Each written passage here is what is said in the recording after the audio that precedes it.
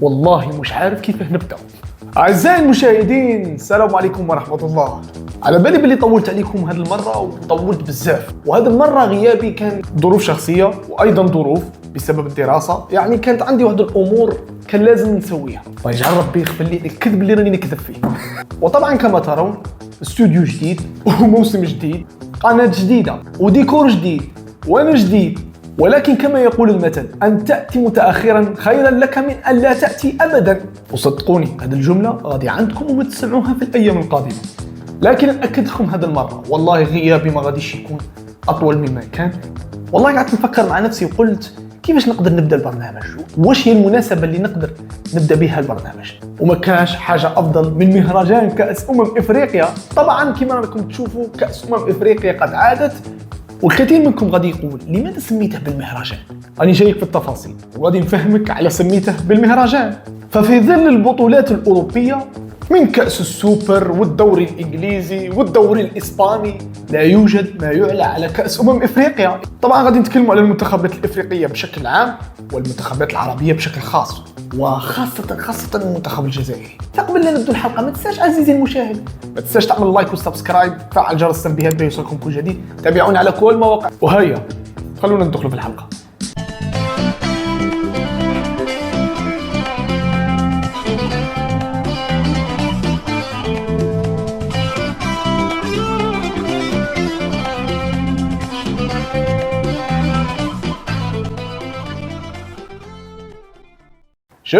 شفت بعينك؟ شفت الديكور؟ شفت الانترو؟ قلت لكم هذه المرة رجوع بشكل خاص، حاجة ماماي. طبعا قبل لا نتكلم على كأس إفريقيا لازم نفهم حاجة. منتخبات كأس إفريقيا غادي نقسموها على 3 أقسام. القسم الأول هو قسم الجنوب الإفريقي، والقسم الثاني هو قسم الغرب الإفريقي، والقسم الثالث هو قسم الشمال الإفريقي. طبعا ركز معايا مليح ونفهمك لماذا قسمناهم 3 أقسام.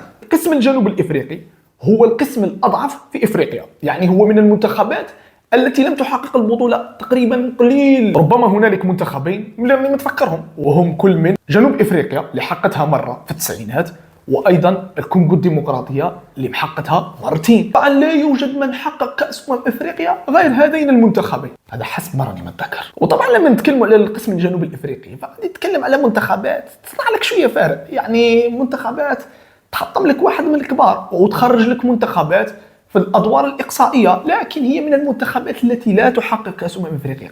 قليل ما نشوفوا منتخبات من الجنوب الافريقي اللي تحقق البطوله. عن قسم الجنوب الافريقي هذا في كفه، والاقسام الاخرى اللي غادي نتكلم عليها في كفه اخرى عزيزي المشاهد. يعني باختصار تام غادي نتكلموا على منتخب من اقوى المنتخبات وهو قسم الغرب الافريقي. غادي نتكلم لك على منتخبات من أقوى المنتخبات في إفريقيا كلها. أول منتخب من قسم الغرب الإفريقي وهو السنغال. السنغال وصلت 3 مرات لنهائي كأس إفريقيا. خسرت مرة سنة 2002 أمام الكاميرون، وخسرت المرة الثانية أمام الجزائر سنة 2019، وطبعا فازت فيها في النسخة السابقة في الكاميرون. طبعا منتخب السنغال لا يمر بأفضل وقت، لكن هذا غادي نتكلموا عليه في التفصيل في المجموعات. أما المنتخب الثاني في الغرب الإفريقي فهو الدولة المستضيفة الكوت ديفوار. ساحل العاج عندها لقبي كأس إفريقيا، أيوة، من المنتخبات اللي حققت كأس إفريقيا سابقا، وآخر نسخة حققتها كانت سنة 2015 اللي حققتها بقيادة يايا توري وجيل دروغبا التاريخي، لكن دروغبا ما كانش حاضر معاهم للأسف. دروغبا كان نحس عليهم. وطبعا لما نتكلموا على الكوت ديفوار غادي نتكلموا على منتخب حظه سيء مع ركلات الترجيح. هذه نقطة ضعف. سنة 2006 خسرت الكوت ديفوار ركلات الترجيح في النهائي أمام مصر. وايضا ما ننسوش ركلات الترجيح اللي لعبتها قدامنا سنه 2019، وما ننسوش ايضا ركلات الترجيح اللي خسرتها امام مصر في الدور ال16 المره السابقه. منتخب الكوت ديفوار هو المنتخب المستضيف وعينه على النجمه الثالثه.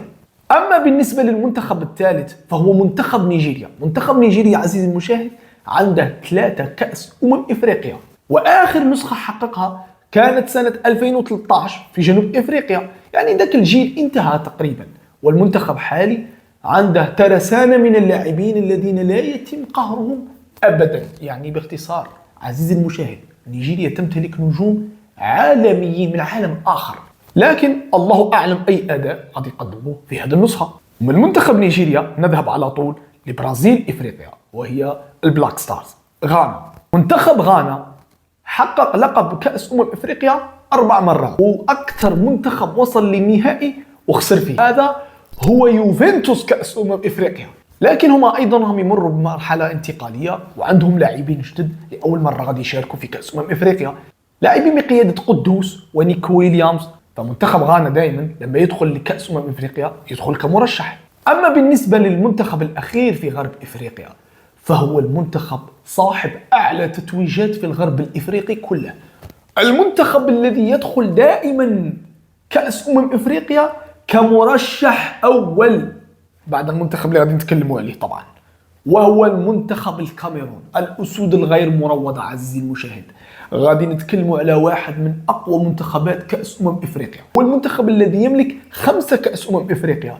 هو من المنتخبات الغير مروضة حرفيا، يعني منتخب يلعب بشعاره. طبعا لا يمكن أن ننكر الجيل التاريخي لمنتخب الكاميرون اللي حقق كأس إفريقيا مرتين متتاليتين، كانت سنة 2000 وسنة 2002، وأيضا حققوا أولمبياد بقيادة لاعبين كبار مثل صامويل إيتو وسونغ وبوما ومجموعة من اللاعبين اللي كانوا نجوم في ذاك الوقت. فصدقني عزيزي المشاهد، منتخب الكاميرون هو صاحب أفضل ماضي وصاحب أفضل تاريخ في كأس إفريقيا في الغرب الإفريقي. قسم الغرب الإفريقي هو أكثر قسم حصل على البطولات. من قسم الغرب الإفريقي نذهب إلى قسم الشمال الإفريقي. الشمال الإفريقي اللي يضم منتخبات كبيرة واللي هي المنتخبات العربية. وللأسف منتخبات الشمال الإفريقي عندها قاعدة، وهذه القاعدة أن أي منتخب في الشمال الإفريقي لا يحقق اللقب إلا في شمال إفريقيا. منتخب المغرب اللي يملك لقب سنة 1976 حقق اللقب مرة في إثيوبيا، وأيضا منتخب تونس حقق اللقب سنة 2004 في تونس، ومنتخب الجزائر اللي عنده لقبين كلهم حققهم في شمال إفريقيا. مرة كان سنة 1990 في الجزائر عندنا، وطبعا المنتخب مرة ثانية حقق سنة 2019 في مصر في الشمال الإفريقي. طيب دوكا كملنا. دونك كل هذه المنتخبات اللي تكلمت لكم عليهم في كفة قسم الجنوب الإفريقي، قسم الشمال الإفريقي، قسم الغرب الإفريقي، كلهم في كفة، والمنتخب اللي غادي نتكلم عليه في كفة أخرى خالص. منتخب الفراعنة صاحب 7 كأس إفريقيا، المنتخب الذي لا يعلى عليه في كأس إفريقيا، والمنتخب الذي يملك تاريخ حافل في كأس إفريقيا. هو المنتخب الوحيد من الشمال الإفريقي الذي حقق كأس إفريقيا في كل الأقسام، في كل بقاع القارة، في كل مكان، في الكاميرون، في غانا، في شمال إفريقيا، في كل مكان. منتخب مصر كان حاضر وبقوة، هو أكثر منتخب وصل للنصف النهائي، وهو أعلى منتخب تسجيلا للأهداف. هو منتخب مصر هو ريال مدريد كأس إفريقيا. منتخب مصر إذا وصل للنصف النهائي فاعلم أن في النهائي لا محالة، وهو من المنتخبات التي تعطي درس للمنتخبات الغرب الإفريقي. احنا كمنتخبات شمال إفريقي دوما نخافوا من المنتخبات الغرب الإفريقي كالسنغال والكاميرون والكوت ديفوار وغانا. هذه المنتخبات كلهم في كفة، ومنتخب مصر في كفة أخرى. منتخب مصر ما يخاف من أحد، منتخب مصر لا يخاف من أي منتخب، منتخب مصر لا يخشى أي أحد في إفريقيا. ده حقق 3 كأس إفريقيا 3 ورا بعض، يعني هذا منتخب لا يعلى عليه طبعا، وجيل تاريخي، جيل استثنائي طبعا، جيل حسن شحاتة اللي حقق 3 كأس إفريقيا. منتخب يصحى من النوم يلقى روحه في النهائي. طيب دركا كملنا مع كل المنتخبات وكملنا مع كل الأقسام وشرحناهم بالتفصيل وكل المنتخبات تقريبا المشاركة. أما الآن غادي نتكلم على توقعات كأس إفريقيا. احنا غادي نجيبوها من الآخر، احنا غادي نتوقعوا كل من يتأهل من دور مجموعات كأس إفريقيا. الدور الثاني غادي يكون كلاش تاريخي عزيزي المشاهد. طيب المجموعة الأولى تضم كل من الكوت ديفوار ونيجيريا وغينيا بيساو وغينيا الاستوائية. سبحان الله والله مرتبة ترتيب صحيح. منتخبات مرتبة ترتيب صحيح، مجموعة واضحة عزيزي المشاهد. الكوت ديفوار منتخب عظيم، منتخب عنده تاني هو تاريخ في كأس إفريقيا، والأكثر من ذلك منتخب مستضيف للبطولة، والمنتخب المستضيف للبطولة هذه شعار لا يأكل أبدا في إفريقيا. كأس إفريقيا لا تعترف بالمنتخب المضيف. أما بالنسبة للمنتخب الثاني فهو منتخب نيجيريا. منتخب نيجيريا عنده تاريخ حافل في كأس إفريقيا، لكن هو منتخب عنده ترسانة من اللاعبين الذي لا يمكن أبدا إلا أنك تخاف أمام تلعب أمامهم. لكن غادي نبعث على قلبي ونقولها ونقول أن منتخب الكوت ديفوار سيحتل المرتبة الأولى، أما منتخب نيجيريا غادي يحتل المرتبة الثانية بحكم أن الكوت ديفوار راح تلعب في أرضها. أما غينيا بيساو وغينيا استوائية حمي الطيارة حمي. أما المجموعة الثانية فتضم البطل التاريخي للبطولة منتخب مصر ومنتخب غانا ومنتخب الرأس الأخضر ومنتخب الموزمبيق. جيل مصر الحالي جيل يبحث عن البطولة، وصل للنهائي مرتين سنة 2017 وسنة 2022، لكن في كل النهائيين خسرهم. فالجيل الحالي يريد أن يسعد الشعب المصري. شعب مصر تحس أن هنالك شرخ كبير بينه وبين المنتخب. شفنا أن في تصفيات كأس العالم الجمهور المصري لم يحضر حتى للملعب لتشجيع منتخب مصر، فتشعر أن المنتخب المصري بينه وبين الجمهور شرخ كبير جدا، خاصة كأس إفريقيا سنة 2019 اللي كانت ضربة للعلاقة بين المنتخب المصري والجماهير. فمحمد صلاح طبعا يريد أن يثبت أنه هو أفضل لاعب إفريقي في التاريخ. يعني أنا أفضل لاعب إفريقي في التاريخ وما حققتش البطولة، يعني تناقض شوية. لكن منتخب مصر بقيادة صلاح وبقيادة فيتوريا سيبحث عن اللقب للمرة الثامنة. أما المنتخب الغاني البلاك ستارز فكما تكلمنا أنه هو منتخب يملك لاعبين جدد ويملك لاعبين مجنسين جدد مثل قدوس ونيكو ويليامز وبارتي المصاب اللي ما غاديش يلعب كأس افريقيا للأسف، والأخوين جوردان آيو وأندري آيو اللي راهم يلعبوا من عام الفيل. لكن توقعاتي لهذه المجموعة منتخب مصر في المركز الأول ومنتخب غانا في المركز الثاني. أما الرأس الأخضر ممكن يكون كأفضل توالد، ومنتخب الموزمبيق السلام عليكم ورحمة الله. المجموعة الثالثة تضم كل من حامل اللقب السنغال ومنتخب الكاميرون ومنتخب غامبيا ومنتخب غينيا. طبعا هي مجموعة الموت، أنا سميتها مجموعة الموت. المتأهل كالمركز الأول في هذه المجموعة غادي يكون من أقوى المنتخبات المشاركة في كأس إفريقيا، لكن أقول منتخب الكاميرون بأسوأ نسخة منه، بأسوأ نسخة من جيله، بأسوأ ما كل ما يحدث ليه، هو من أقوى المنتخبات المشاركة في البطولة، لأنه يلعب بشعاره ويلعب في كأس إفريقيا كما لو أنه يلعب في ميدان عادي. يعني منتخب الكاميرون من أقوى المنتخبات، لا يمكن أبدا إلا أنك تستثنيه، لأنه هو مثل مصر يلعب بحكم تاريخه في البطولة. وكما تكلمت في البداية منتخب السنغال يمر بوقت صعب جدا، تحس أن هذا المنتخب في مرحلة تشبع. اللاعبين وصلوا لكل ما يريدون، حققوا كأس إفريقيا، وصلوا للنهائي مرتين، تأهلوا لنهائيات كأس العالم مرتين، فوصلوا أيضا للدور الثاني في قطر 2022. واللاعبين كلهم تحسهم راحوا للسعودية مثل إدوارد ميندي، مثل كوليبالي، مثل ساديو ماني. ركائز المنتخب تشتت، لكن منتخب السنغال يبقى من المرشحين الأوائل للبطولة. ولكن توقعاتي كالتالي: منتخب السنغال في المرتبة الأولى، ومنتخب الكاميرون في المرتبة الثانية، ومنتخب غينيا كأفضل توالد، ومنتخب غامبيا شغل المحرك. المجموعة الرابعة مجموعتنا، مجموعة منتخب الجزائر، مجموعة منتخب بلدي. أيوة والله الواحد راه متوتر والله. نحن متحمسون لكأس إفريقيا من أجل شيء واحد، لنرى ردة فعل منتخب بلدي. يا ودي شفت الكارثة اللي ظناها في المرة السابقة؟ كارثة. منتخب الجزائر الحامل اللقب أفضل منتخب في ذاك الوقت يخرج بفضيحة. تلك النسخة لابوبال، ملعب كارثي، نسخة سيئة. الله يجعل ربي يخليني ننسى تلك البطولة، ويخليني ننسى مرارة الإقصاء من كأس العالم، ويخليني ننسى مرارة أننا خرجنا بنقطة واحدة أمام سيراليون. لا حول ولا قوة إلا بالله. لكن هذا المرة إن شاء الله يكون تصحيح الوضع وتصحيح الجو في المنتخب الجزائري. جمال بالماضي استدعى مجموعة من اللاعبين راهم يشاركوا لأول مرة مع المنتخب، لاعبين مثل شايبي، لاعبين مثل آيت نوري، عوار، وأيضا لاعبين ما ادوش فرصة المرة السابقة مثل عمورة، ولاعبين خبرة مثل فاغولي ومبولحي وبلايلي وبونجاح، ولاعبين صراحة كانوا يستحقون أن يستدعوا للمنتخب مرة أخرى. لكن هؤلاء اللاعبين اللي تكلمنا عليهم هم لاعبين للخبرة فقط، وعندك لاعبين عندهم حساسية من اللعب في هذه الأيام. أولهم بن ناصر اللي راهو عايد من إصابة كانت طويلة، وحسام عوار اللي أيضا عايد من إصابة كانت لمدة شهر. وعندك منتخب صعب يلعب معك في المجموعة وهو منتخب بوركينا فاسو، ومنتخب غدار مثل منتخبنا العربي منتخب موريتانيا، وأيضا منتخب والله ما راني عارف عليه أي صلة خبر وهو منتخب أنغولا. يرحم بوك يا بالماضي، ما تفلسفش والعب بالتشكيلة المناسبة وخلينا نربحوا المباراتين الأولى في المجموعة باش تريحوا.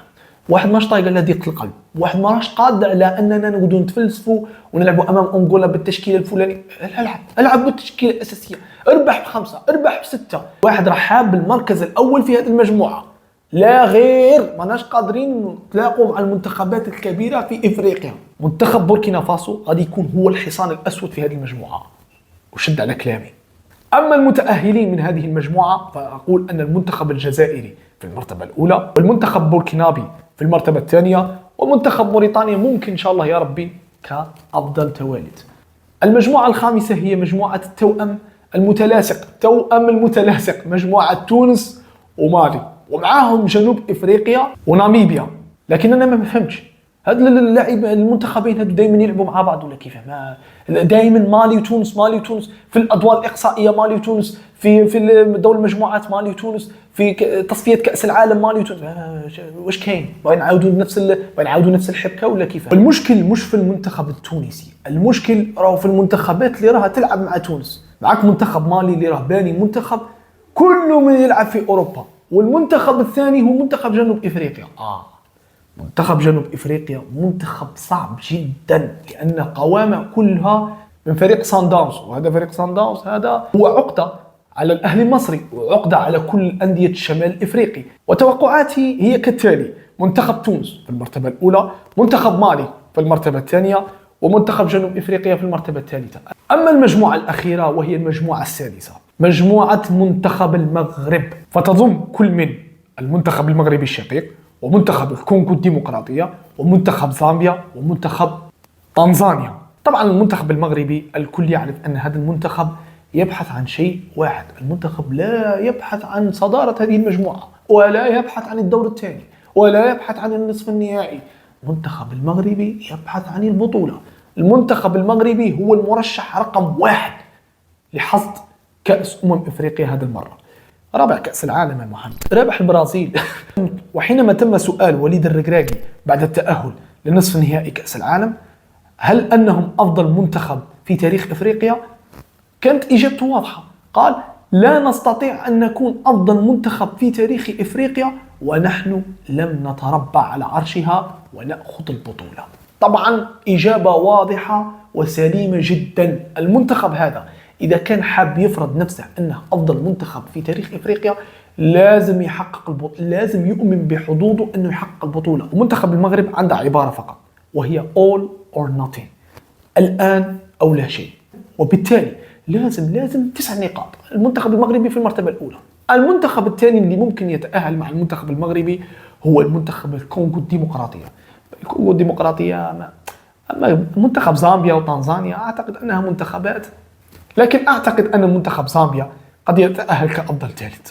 صديقي المشاهد، في بداية الحلقة قلت لك أن كأس إفريقيا هي مهرجان. طبعا كأس إفريقيا لا يمكن أن لا يخلو من الفضائح التحكيمية والفضائح التنظيم والحظ السيء، يعني حاجة لا حول ولا قوة إلا بالله، الله المستعان. لكن مع كل هذا المتوقع من هذه البطولة أنها غادي تكون أفضل نسخة في تاريخ كأس إفريقيا، لأنها تضم كل المنتخبات الإفريقية الكبرى في إفريقيا وكل المنتخبات التي تملك تاريخ، والأكثر من كل هذا كل المنتخبات جاهزة. وبعد توقعاتي الكبيرة صديقي المشاهد وصلنا نهاية حلقتنا. إن شاء الله غادي نكون معاكم في الحلقة القادمة بعد انتهاء دور المجموعات، وكل التوفيق للمنتخبات العربية المشاركة والمنتخب الوطني الجزائري يا ربي. وإن شاء الله تكون هذه بداية فك النحس عن الشمال الإفريقي في قلب القارة، وإن شاء الله نكون إحنا هما الفائز بالبطولة.